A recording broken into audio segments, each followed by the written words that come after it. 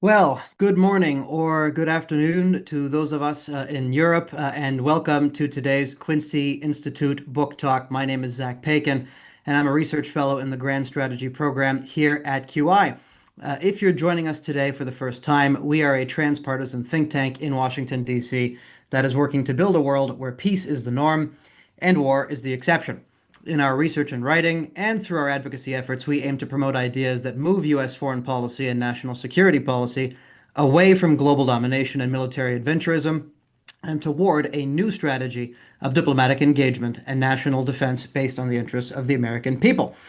Today, I am honored to welcome a friend and former colleague to our platform. Dr. Philip Cunliffe is Associate Professor of International Relations at the Department of Risk and Disaster Reduction at University College London, UCL, and he has authored 7 books, including the one we'll be discussing today, entitled The National Interest, Politics After Globalization. Phil, delighted to have you here. Thanks, Zach. I'm delighted to be here too.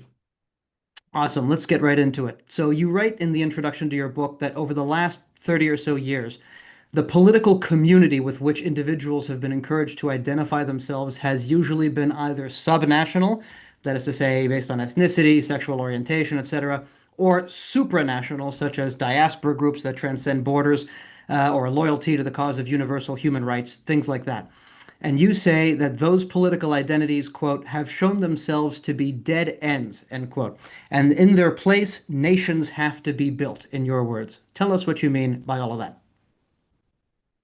So the first claim that you've characterized already, I think that speaks to everyone's experience of the last 20 years, those who've been politically engaged or conscious at the very least, but I think many other people as well, that the notion of national loyalty has to a great extent been devalued. And insofar as citizens have been engaged politically. It's been in great transnational struggles, as you mentioned, for human rights, for meeting environmental challenges, for questions of global trade justice. And insofar as people have identified more locally, it will have been with various subnational forms of identity politics, where people identify by whether or not by their religious identification, their sexual identification. And obviously these subnational and transnational, supranational layers kind of hook into each other in all sorts of different ways, through diasporic politics, through the ways in which institutions such as the European Union have sought to cultivate various forms of regional and subnational identification within the European Union. And so the missing layer in politics of our hyper-globalized world over the last 30 to 40 years, the missing intermediary layer has been that of the nation state. It's been repressed, gouged out, hollowed out in all sorts of various ways. Its authority has been bled out, allowed to bleed downwards into various devolved forms of administration or governance, or it's been boosted upwards into free trade pacts, transnational forms of identification, international criminal courts, supranational organizations, whether that's the United Nations or the European Union as the two most notable examples, but also all sorts of political campaigns and associations and ideologies have encouraged people to identify all of their political obligations and loyalties away from sovereign nation states. So, in the book, you make the case for the state and for the national interest, and you argue in the book that the state is still necessary for things that a lot of people would naturally associate with globalism or transnationalism. For example, you say the state is necessary to have a functioning global economy. You say that internationalism, even itself, more generally, is necessary. That the state is necessary for internationalism because internationalism is predicated on cooperation between sovereign nation states, as you write. So, can you explain why, in your view, transnationalism, as you define it, is not an adequate substitute for internationalism, as you define it? Yeah.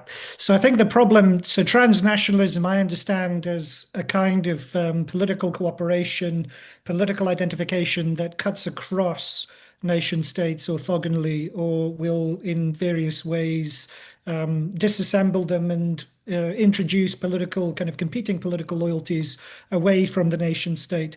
And I think the reason, I mean, insofar as it's shown to be dysfunctional, a lot of it was predicated on hyperglobalism and hyperglobalization. So, which is to say, it's been predicated on a certain configuration of global political economy, which is to say, having China as the industrial core of the world, financial capitalism organized through places through the City of London and the US, and everything else is essentially at the nation state level, the forms of political life have been allowed to wither.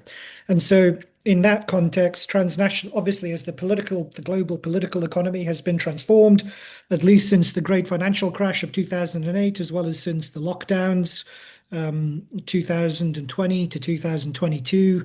All of the resulting consequences of that, not to mention the Trump presidency and the trade war between the US and China, has precipitated a reorganization of the global economy. And thus it means all of those forms of transnational political life that had been built on top of the base of globalization, none of them are really fit for purpose anymore.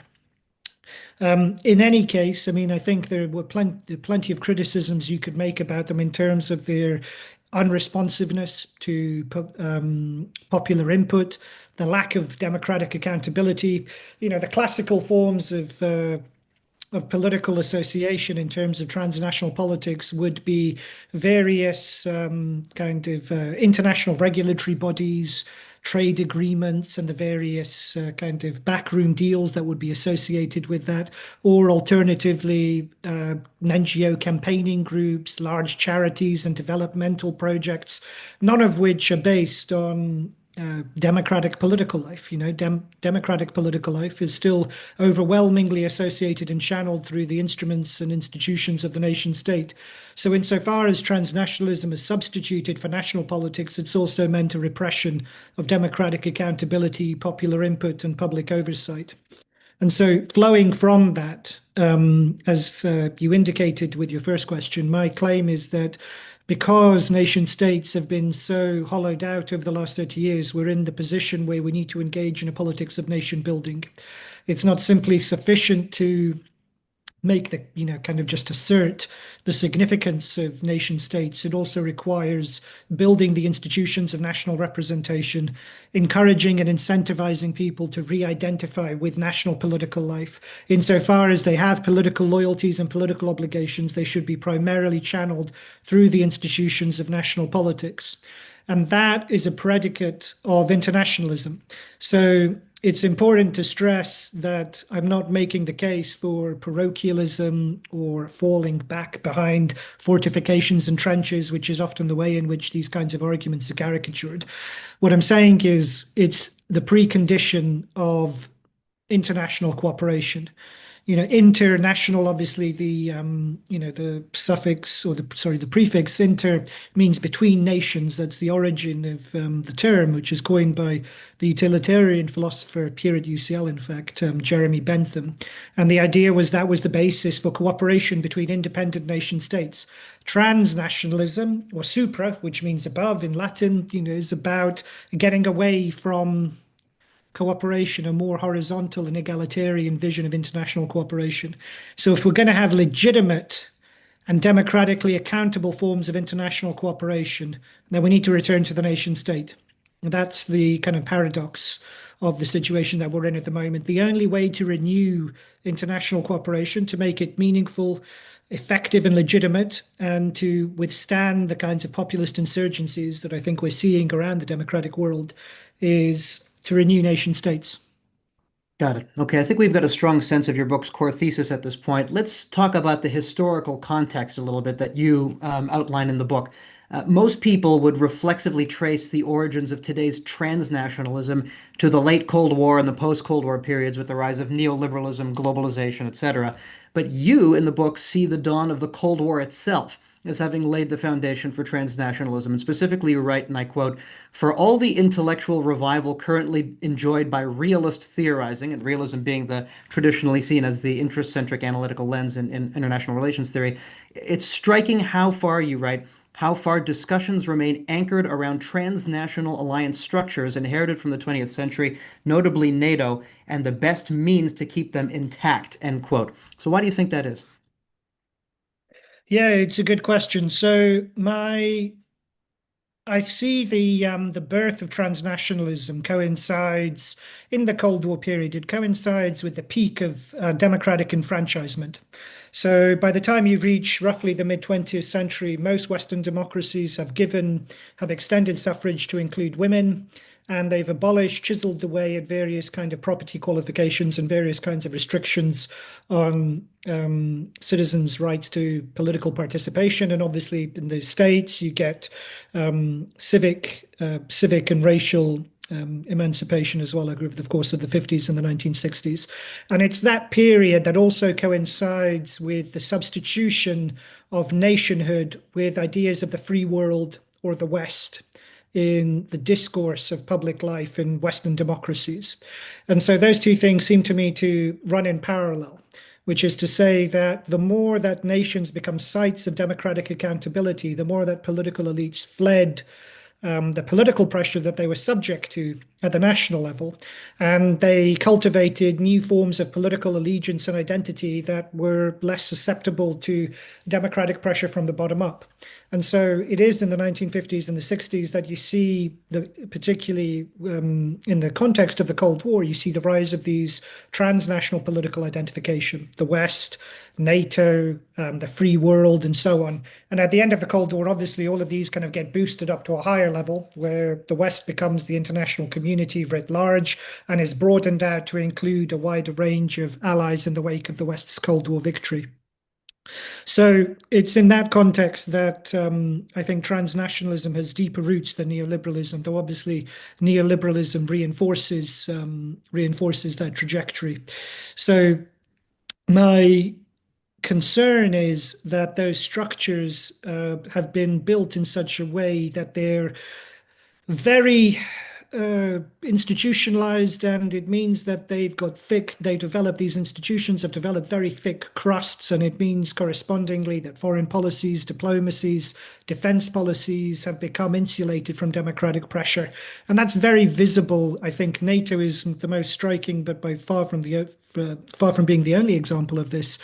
If you think of an institution that was, designed to deter Soviet conquest of Western Europe, that it managed to survive the end of the Cold War intact, that it globalized at the end of the Cold War, that it's still coordinating the foreign policies of the states of Western Europe, in a period in which there was no threat from international communism to speak of, and that it even contributed to the revival of a threat from Russia by its own policies in Eastern Europe. And that's extraordinary, it seems to me. And that speaks to just how deeply rooted these transnational structures have been. And it's not surprising, they were built a long time ago and they've withstood a lot of political change.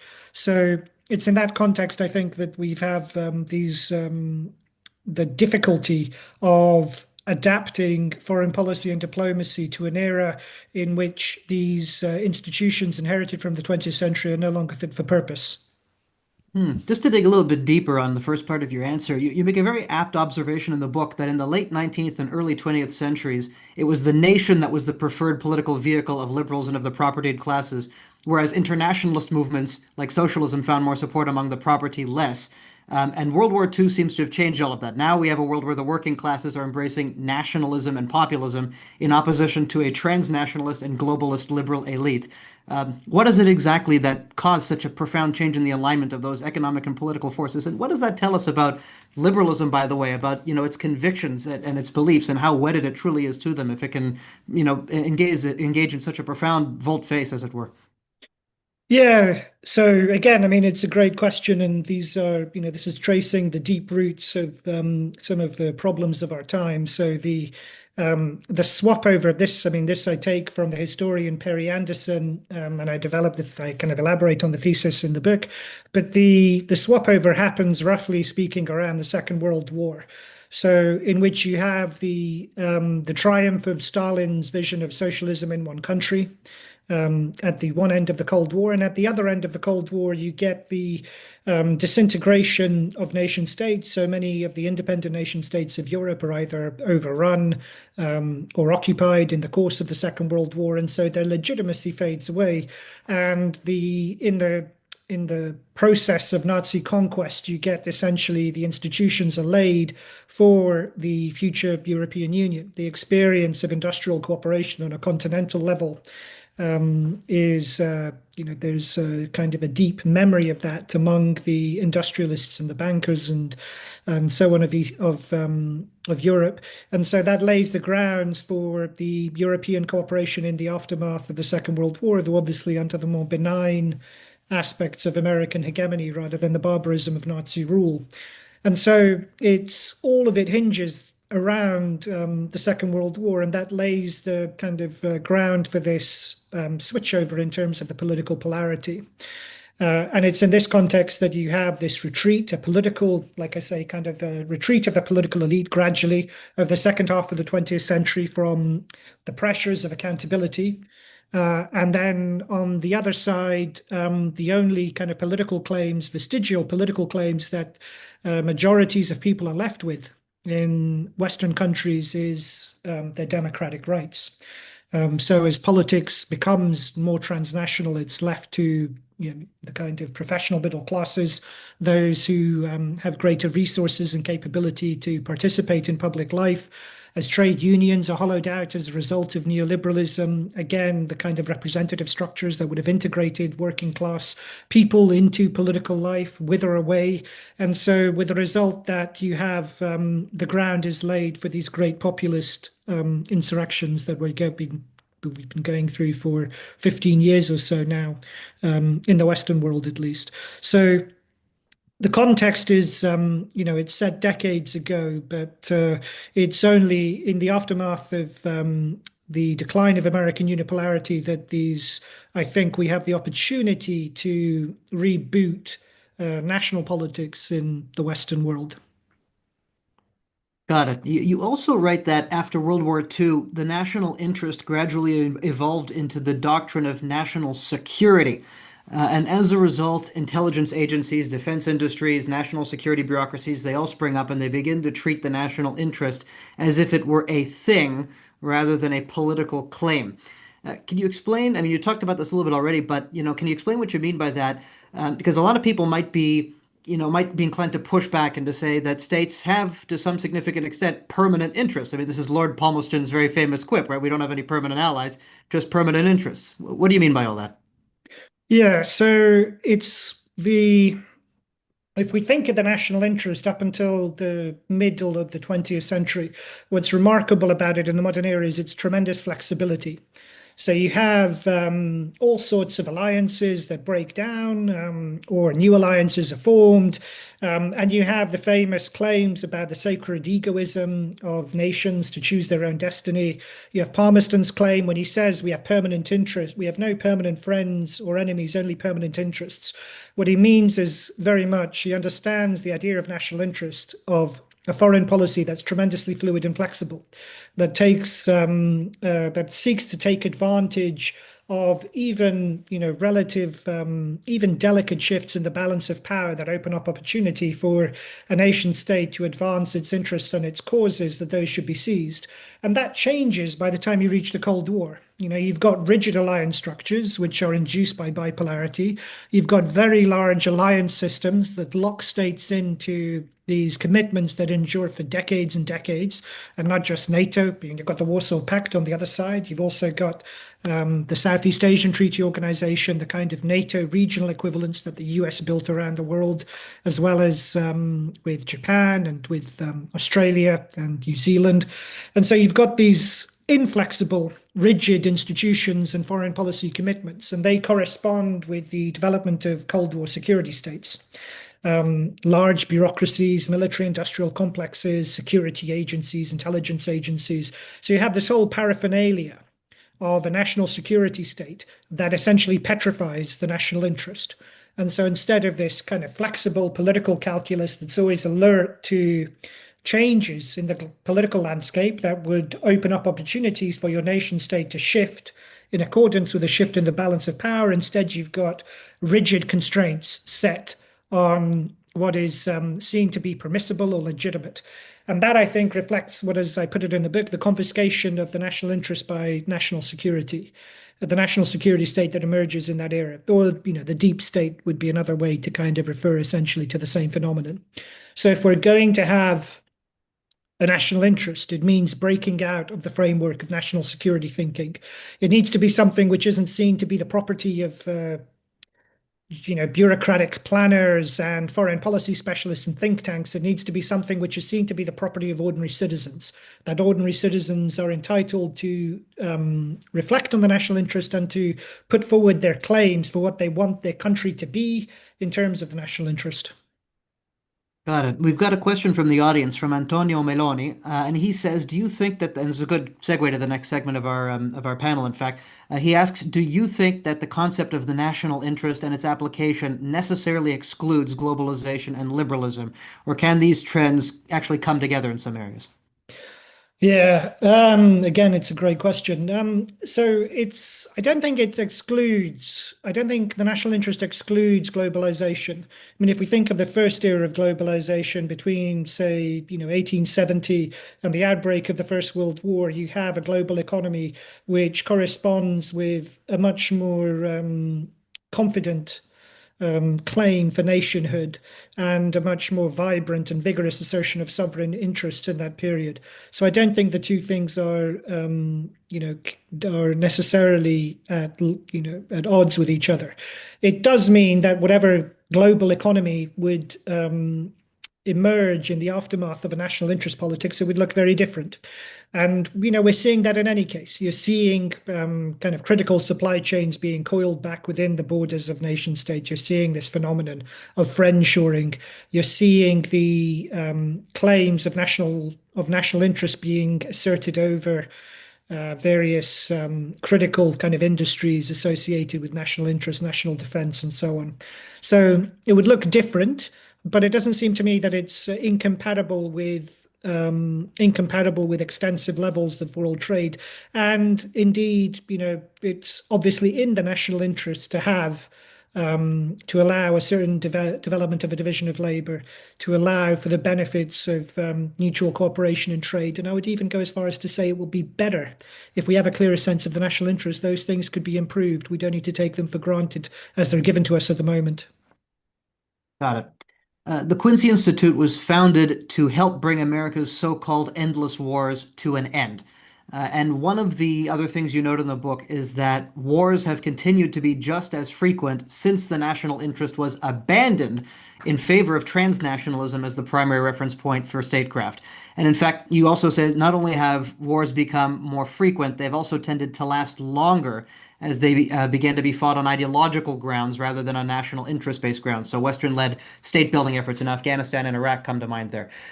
We tend to hear from liberals these days that the opposite to a liberal international order or a rules-based international order is the so-called law of the jungle. But you suggest that a world in which states act, solely on the basis of their national interests actually has the potential to be more peaceful rather than embody the law of the jungle, or at least in relative terms. Why do you think that? Yeah, so as you have indicated, one of the great calumnies made against the national interest of nationhood is the idea that it's only a few steps away from fascism, global war, and genocide, that the two things are very kind of closely related. And this is why we needed all of these structures in place to restrain mass democracy, to restrain independent nationhood, to restrain the national interest. And it's, I mean, if you were ever persuaded by if anyone, was ever persuaded by that thesis, and I wasn't, but, if you were, then it seems to me it's been tested to destruction over the last 30 years, because the era of peace that we were supposed to have at the end of the Cold War and as a result of economic globalization was never really, that never materialized. Quite the opposite. We had the phenomenon of the forever wars, named for these campaigns of either humanitarianism, democracy, or against the war on terror, these various global campaigns that were never limited in time or space, where one campaign just kind of rolled into the next. If you think of the interventions in Iraq or in Afghanistan, and what was striking about them is that they were all justified on these in these global terms. Getting away from the national interest. It was about liberating Afghan women or eliminating terror wherever it might be, or spreading democracy and defending human rights. So all of this military intervention was justified on the grounds of transcending or oppressing the national interest.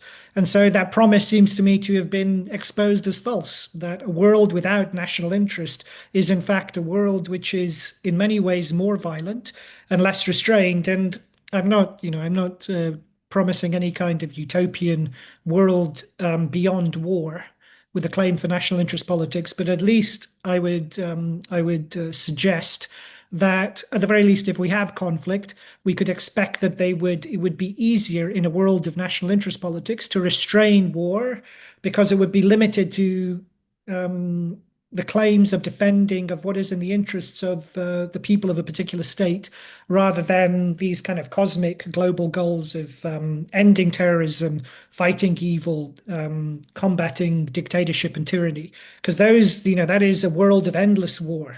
Those tasks are never finished.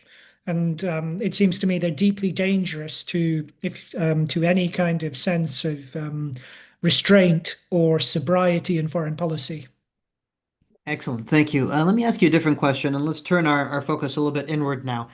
You write that liberal overreach under President Barack Obama, including interventions of various kinds and degrees in places like Afghanistan, Libya, Syria, Ukraine, they all helped to produce a populist and nationalist electoral backlash in the US, and we ended up with Donald Trump as a result.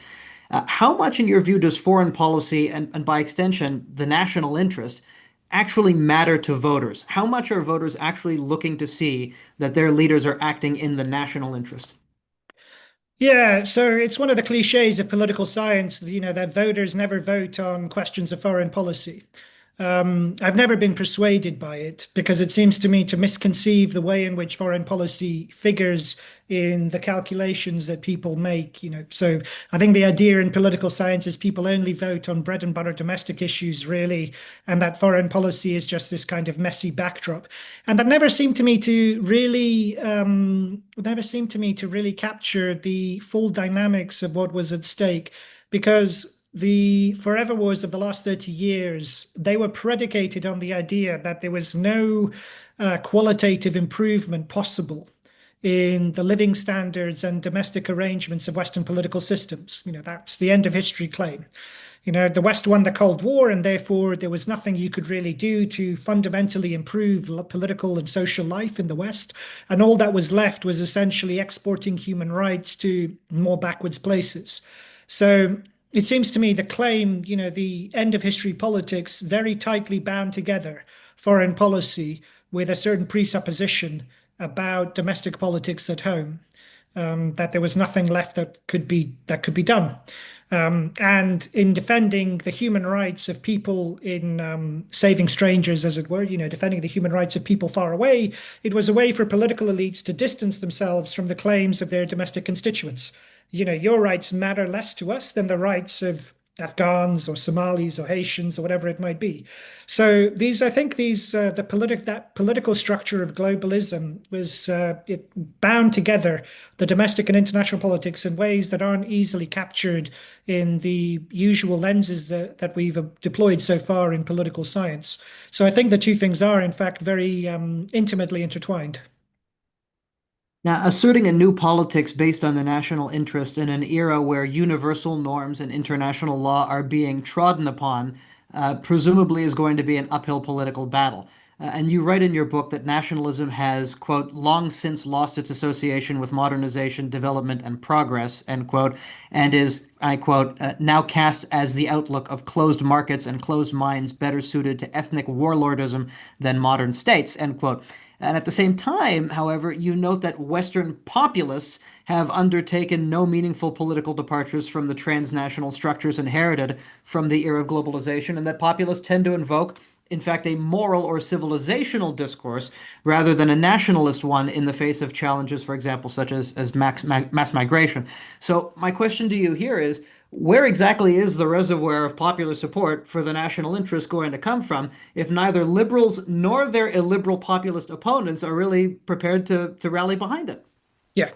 So I mean, they're unprepared, I think, for the moment, but this is why the task of nation building is so urgent.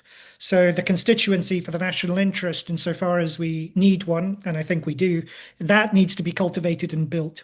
And I think it can be built it can be built. It is, in a way, it's. I hope it's understood as a project of reason and moderation. It's a project, I think, that can be built from those who are of more liberal mind and can see that whatever we might have thought about globalization or however we might have disagreed about the benefits of transnationalism, that world is over. So something new has to be built. And from those who become on the other side, who become disillusioned with populism. And I think that will set in quite rapidly. And it's already perhaps less visible in the US, but certainly visible in Europe, that the inability of populists to really meaningfully deliver on policy, the constant segue into tedious culture wars and civilizational claims rather than national politics, institution building, representation, means, I think, that there is a tremendous opportunity for a politics of independent nationhood and national interest that so far nobody has really embarked upon. I think, I think perhaps Donald Trump is perhaps the closest to it, but obviously it's so limited and so crude and so populist because so much of it is personified in his own individual authority rather than in any kind of broader representative claim or shift within the structure of American politics that I think there is, like I say, I think there is plenty of scope for a new kind of democratic politics around the national interest. But it has to be built. It's true that at the moment there is no powerful constituency behind it. Okay, thank you so much to our audience for sending in so many questions. We'll get to a few of them in a moment, but first, let me ask you, Phil, a question about the war in Ukraine. You note in your book that after Russia's full-scale invasion more than 3 years ago now, it became acceptable for Western liberals to embrace both nationalism and chauvinism, on the one hand by championing Ukrainian identity and sovereignty, while simultaneously, on the other hand, canceling all things Russian in the cultural sphere. So this illustrated somewhat of a paradox, right? For Western liberals, Ukrainian nationalism is all well and good, but nationalism in Western countries is not. So help us understand this phenomenon. Yeah, it was very striking for me. So this it dawned on me, in fact, when it was about at the place where we met Zach at the University of Kent, where it was in February 2022, which in the UK has been LGBTQ plus History Month since 2005. It's been celebrated on campuses since 2005, and it was during the February of the Russian invasion 2022 that I noticed that the trans pride flag on one of the buildings at the university had been replaced by the Ukrainian flag. And it was striking to me because I couldn't recall the last time I'd actually seen a flag of any nation, let alone Britain, right? The British at the University of Kent.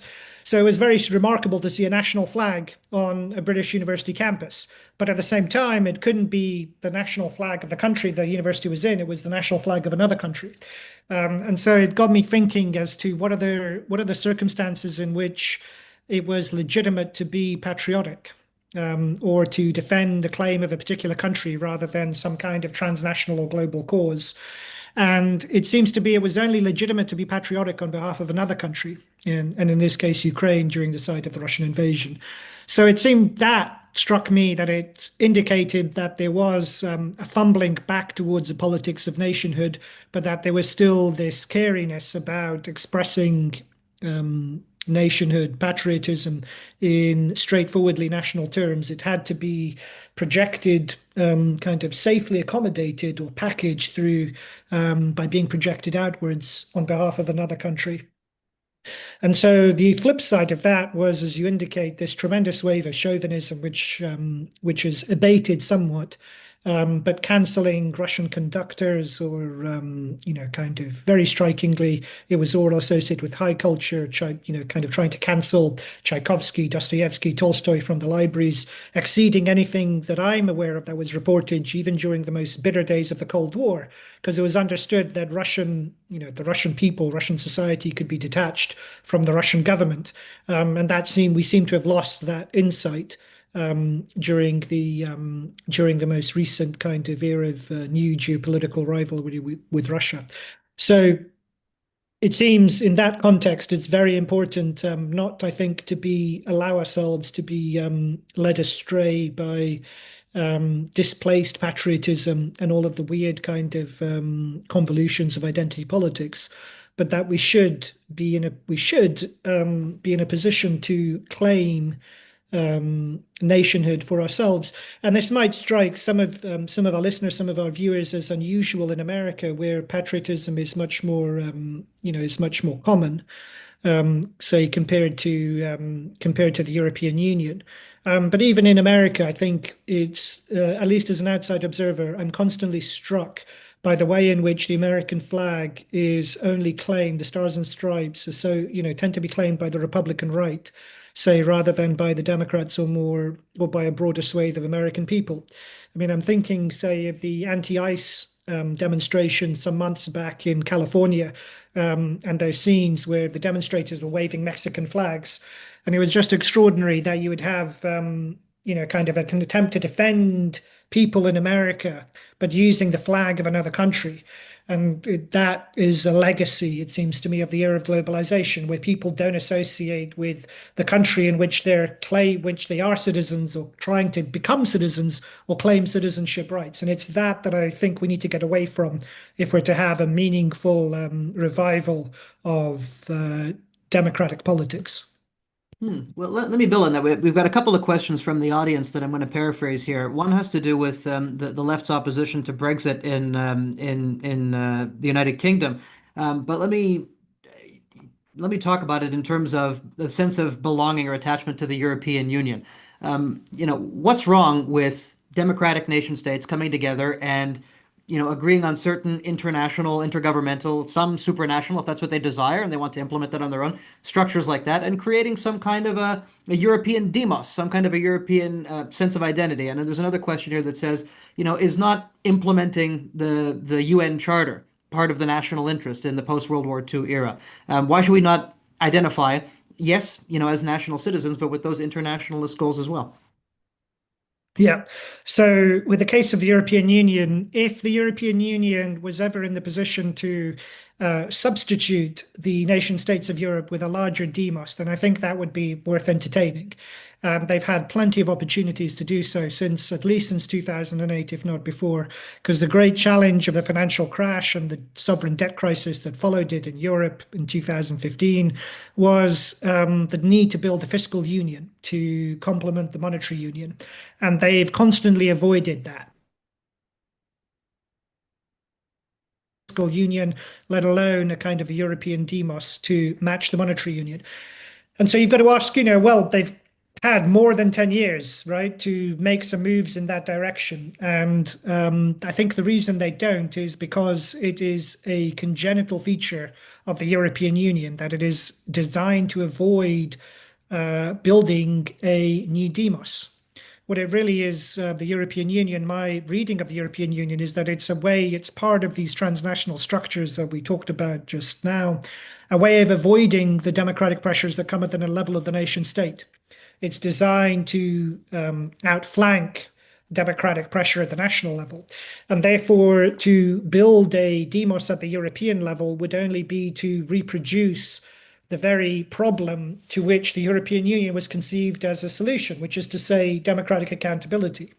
So there will never be a European demos, at least not through the European Union. That path is entirely blocked. So all the European Union can really do is parasitize and gouge out its member states rather than nation states. It's overseeing the transition of European nation states to member states, just to say in structures which are far less representative, far less accountable, much weaker. And so the only way we're going to get renewed international cooperation in Europe is by breaking up those institutions and legacies.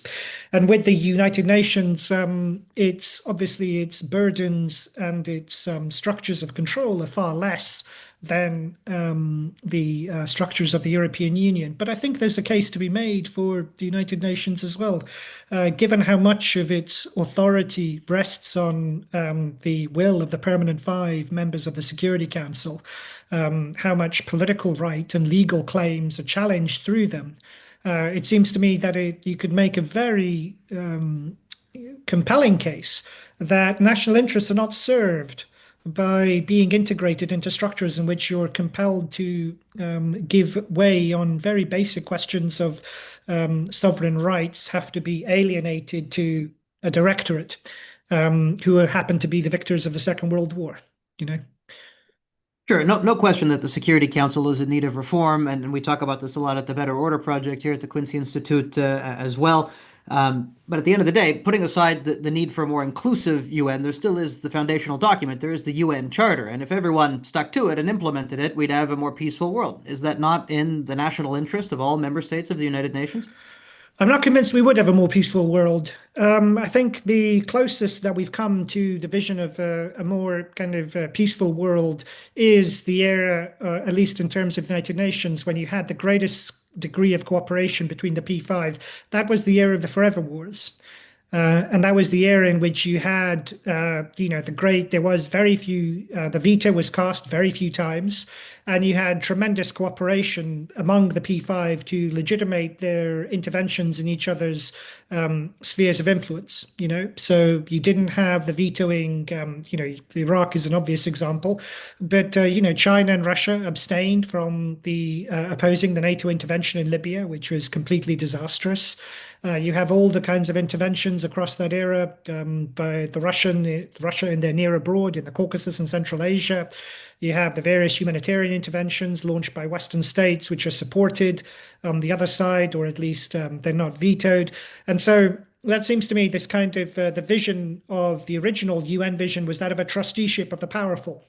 It was very much meant to be a great power directorate that would decide on all matters of peace and war in the international order as a whole.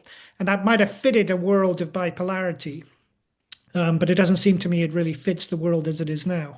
So while many of the aspirations of the UN Charter are noble, I think an institution which leans so heavily on the Security Council as a pillar of its order is problematic in and of itself, but will be more and more problematic in the kind of international order that seems to be taking shape before our eyes at the moment.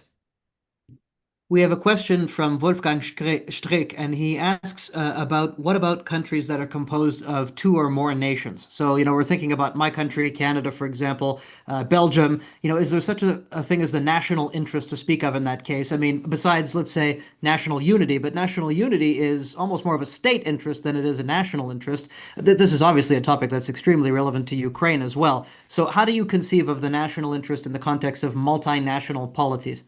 Yeah, it's a great question. So I suppose I'd say, at least in the cases that you've mentioned, I think there are opportunities to reform national compacts. And I'm speaking from a country which is itself a union of at least three nations, three peoples, Welsh, Scottish, and English. And the UK obviously includes Northern Ireland as well. And I think we have the opportunity to forge a new concept of nationhood with a new political compact, new political institutions, all sorts of new kinds of representation. And that seems to me to be the possibility offered in Canada as well, with the election, particularly of Mark Carney, which was very striking that you had a liberal kind of globalist technocrat was forced into the position of making a very strong case for Canadian national identity in opposition to Trump's kind of absurd and bombastic kind of claims of expanding to make Canada the 51st state.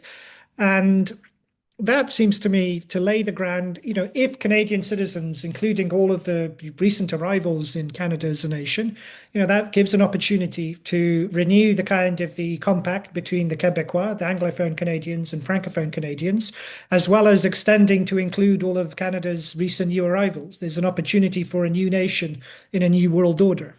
And I'd say that think probably the same for Belgium, like has Belgium ever really been tried in terms of, it's kind of in the tensions that have existed now for decades between the Francophone and the Wallons and the Flemish in Belgium. Perhaps there's an opportunity to make a case for renewing the idea of what it means to be a Belgian citizen, particularly in the circumstances of the need to nation build and create inclusive politics for the millions of new citizens or potential citizens and the migrants who've recently arrived in all of these countries.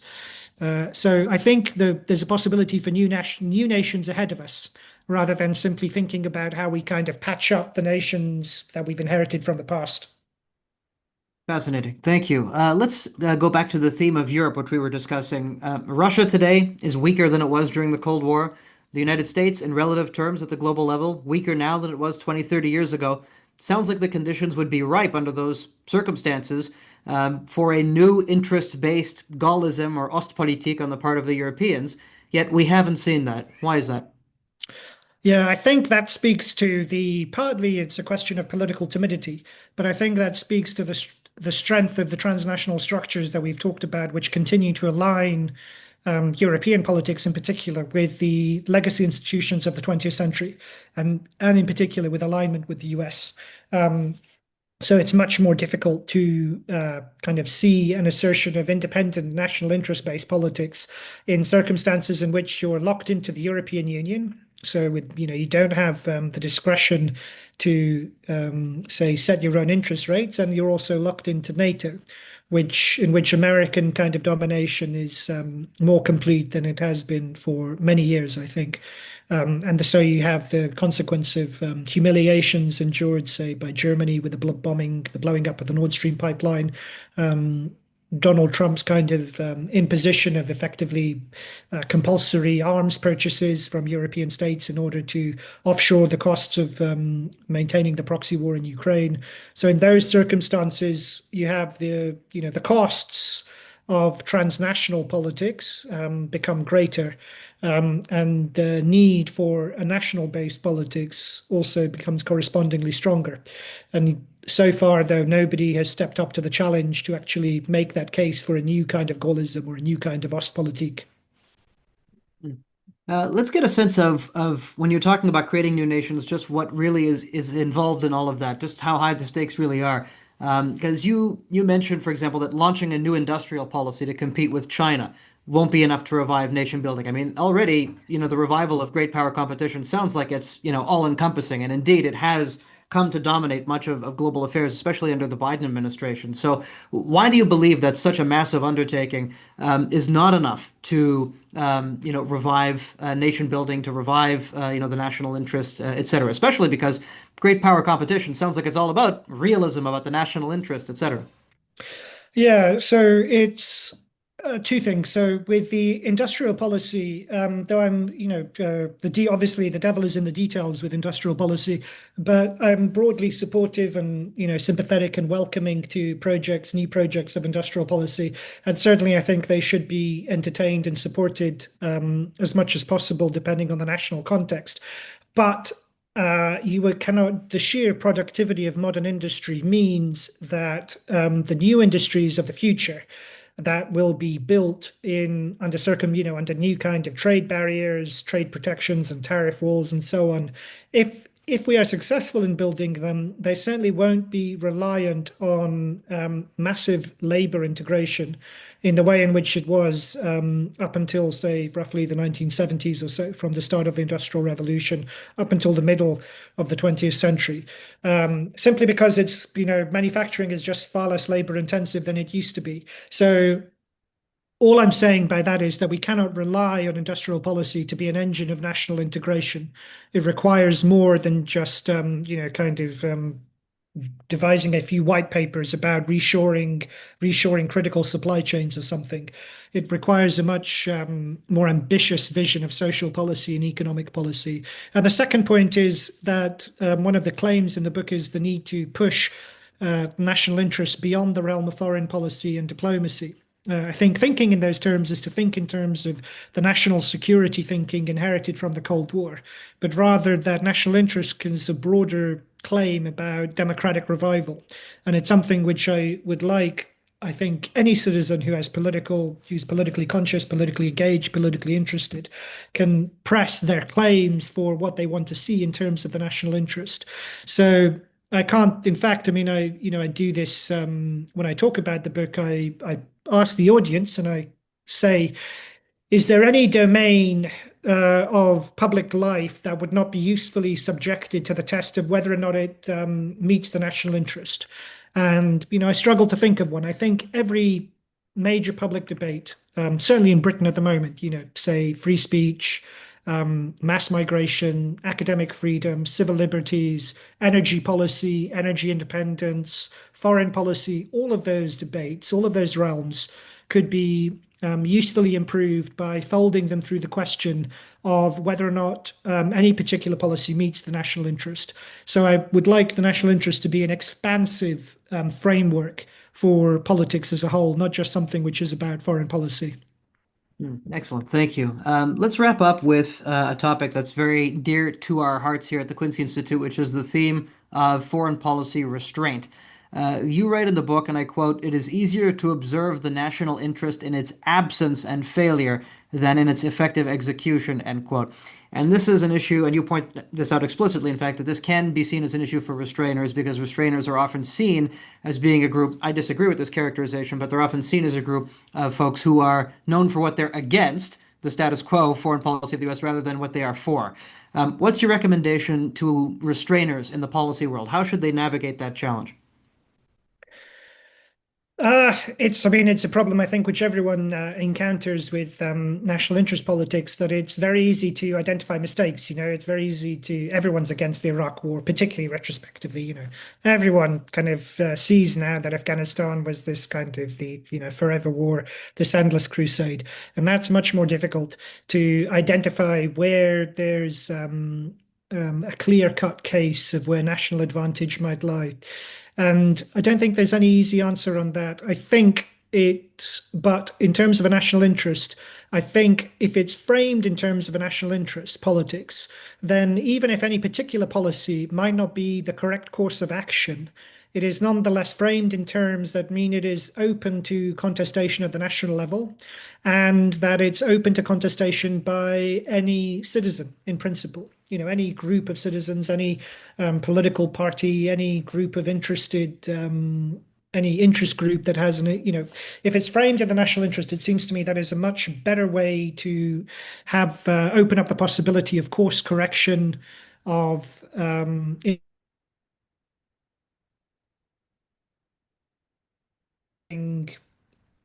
ethos of democratic accountability.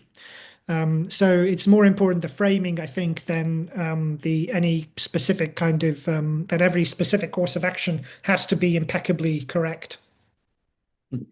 How do you see this playing out so far in the debate between primicists and restrainers? Does one side seem to have more of an edge over the other on the question of the national interest and what is in the American national interest? Because we've seen Donald Trump a little bit all over the board on this. I mean, he's engaged in some actions that could be, described as pursuing a, broadly speaking, more realist or restraint-oriented path. But then you see him bomb Iran, for example. So, Yeah. who's in the driver's seat right now when it comes to making that case to the American people today, as you see it?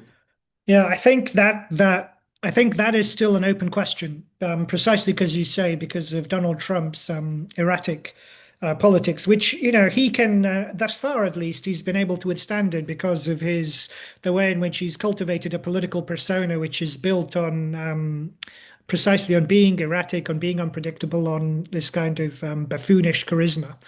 And so in that context, he can cultivate a politics around that, but it's very tied to his particular individual political ethos. It's not something which it seems to me would be able to survive the end of his presidency. For that, if you're going to have an enduring new framework of American national interest, it requires institutions, it requires doctrines that are stable and predictable and to which you have buy-in from great swathes of the American electorate. Something which is just kind of lies at the whim of a particular leader is not only has all the problems of being erratic, but it also means that it's very hard to capture within the expectations and institutions of democratic life. And so, to that extent, I think Donald Trump is a poor exponent of national interest. So, in terms, the debate between primicists and restrainers seems to me that it's still something which requires more, it requires better exponents in American politics to practice and to put into practice the policies that are offered by one side over another. They're obviously my sympathies lie more with the restrainers than they do with the supremacists, shall we say. You talked about institutions. Let me just wrap up on this about institutions for democratic life as a means of cultivating this new discourse of the national interest.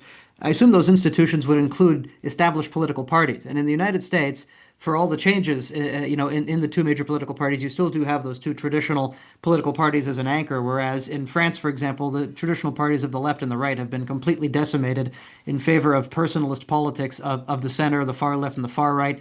In Britain as well, where you're sitting right now, Nigel Farage's party, very much a personalist, party as well. Does that mean that the United States has somewhat, putting aside, the questions of, supranationalism of the European Union and just looking at individual countries, does that mean that the United States has a bit of an edge when it comes to crafting, a foreign policy on the basis of the national interest over European countries that have been living through these political convulsions that have, in some respects, been far more significant? Yeah, I'm not sure. I mean, it seems to me, the third party was Donald Trump's takeover of the Republican Party. So, that's partly a kind of a reflection of, first past the post-electoral system that it forces challengers to take over existing parties rather than third parties coming in from the outside. I'm not sure that it gives, I mean, I'm not sure that it gives any kind of intrinsic advantage to the US. I think it's more that there is the fact that the US wasn't, by virtue of being a superpower and the former unipole, that it wasn't as beholden to or dependent, as the indispensable nation. It wasn't bound up with all of the transnational structures which restricted the room for maneuver for other countries. So I think that's more that has given the US its opportunity to recraft its place in the world under the Trump and also the Biden presidencies in a way that other countries have been less able to do.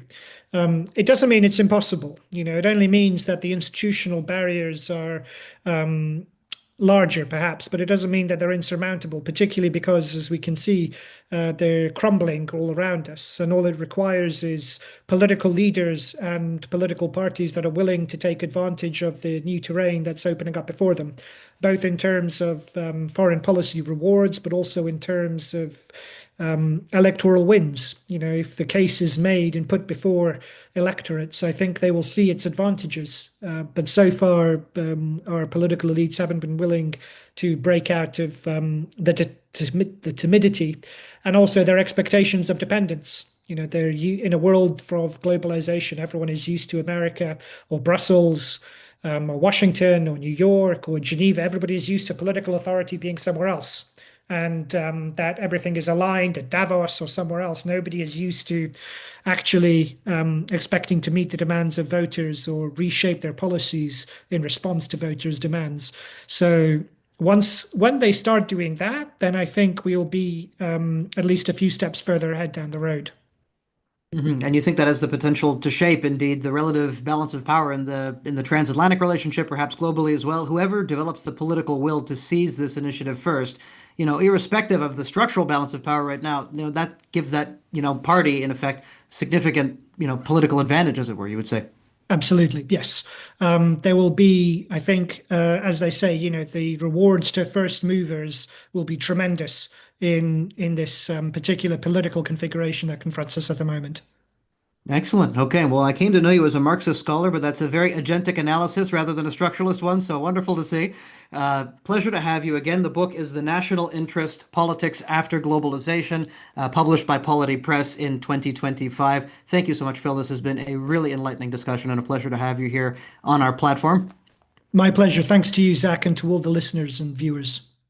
Indeed, and thank you to all of you who are participating today as well. Before I let you guys go, please allow me to mention that you can register for our other forthcoming webinars at QI by going to our events page, quincyinst.org/events. That's QUINCYINST.org/events.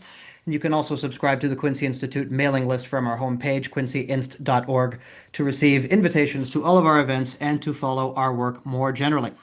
Thank you again for participating today and for joining in our efforts to promote ideas that move U.S. foreign policy away from endless war and toward military restraint and diplomacy in the pursuit of international peace. Thanks so much.